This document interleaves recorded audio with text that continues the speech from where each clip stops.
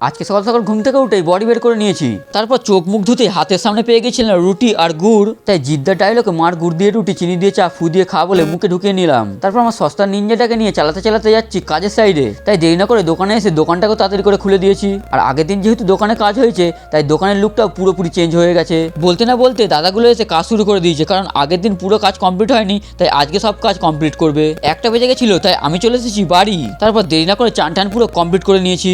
আর তার কিছুক্ষণ পর মা দিয়ে দিল গরম গরম ভাত আর আলুর দম। তাই দেরি না করে ঘাপাঘাপ করে ছাঁটিয়ে দিলাম। বিকেল হয়ে গেছে, তাই আবার যাচ্ছি কাজে। দেন দোকানে এসে দেখি দাদাগুলো পুরো জোর কদমে কাজ করছে। কাজ পুরো শেষ, আর দাদাদের অনেক পরিশ্রমের পর আমাদের দোকানের ফাইনাল লুকটা ঠিক এমন লাগছে। সন্ধ্যা হয়ে গেছে, তাই তাড়াতাড়ি করে সব ঠাকুরগুলোকেও সন্ধ্যে দিয়ে নিয়েছি। আর আজকে বাড়ি থেকে টিফিন এনেছিলাম কলা আর মুড়ি, তাই সেটাকেও ভগাভগ করে ছাঁটিয়ে দিলাম।